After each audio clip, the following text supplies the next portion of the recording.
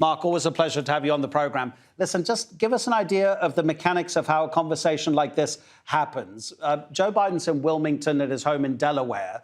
Presumably he's got a lot of advisors around him. What happens if Vladimir Putin says something to him that he's not expecting? What does he do? Look around the room and say, what do I say here?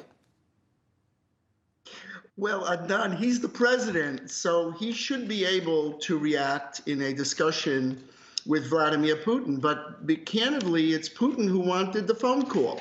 So it's hard to know what to expect on this. We're in the middle of it right now. But clearly, the situation is very complicated because here's Putin threatening in Ukraine and Biden is weakened by Afghanistan. So that's where we are. Do you expect there to be any sort of resolution at all during a phone conversation? Look, the situation, I think Russia makes a big risk here in pushing this forward. I don't think there will be any immediate resolutions in a phone call like this, but hopefully that what Biden has argued for is a diplomatic path to resolve this. But again, Biden has been weakened by Afghanistan.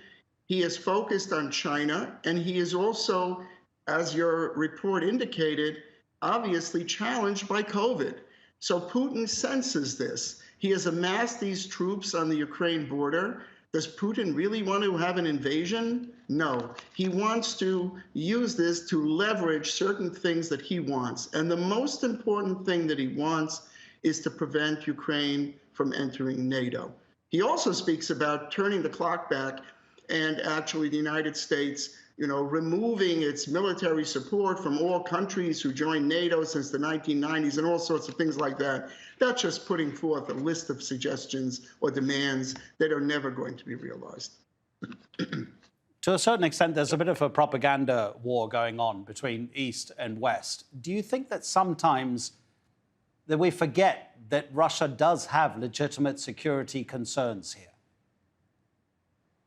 Well, certainly not. I mean, the point of this is that when you say legitimate, that's a very important word. And nations have interests, Adnan, but they can't always pursue them through aggression. And to amass 100,000 plus troops on a border with a country without even invading is aggression. So he's got to pull that back. And I don't think Putin wants to play this chess game where he actually does an invasion. He wants to get some benefits. By the way, I thought it was a bit over the top for the deputy minister to say that this was just like the Cuban Missile Crisis. Hardly. This is not the Cuban Missile Crisis. This is Russia trying to push its influence with a weakened United States and get some benefits.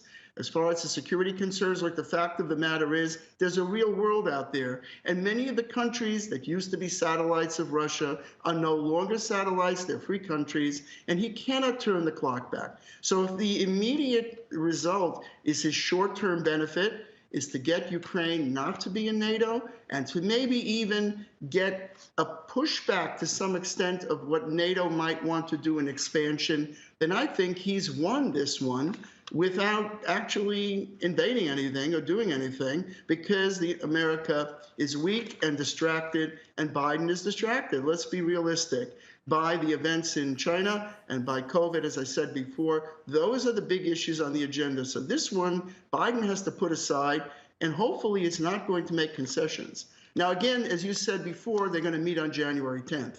That's where I think the real discussions are going to take place, not on a phone call of just about a half an hour that's taking place today.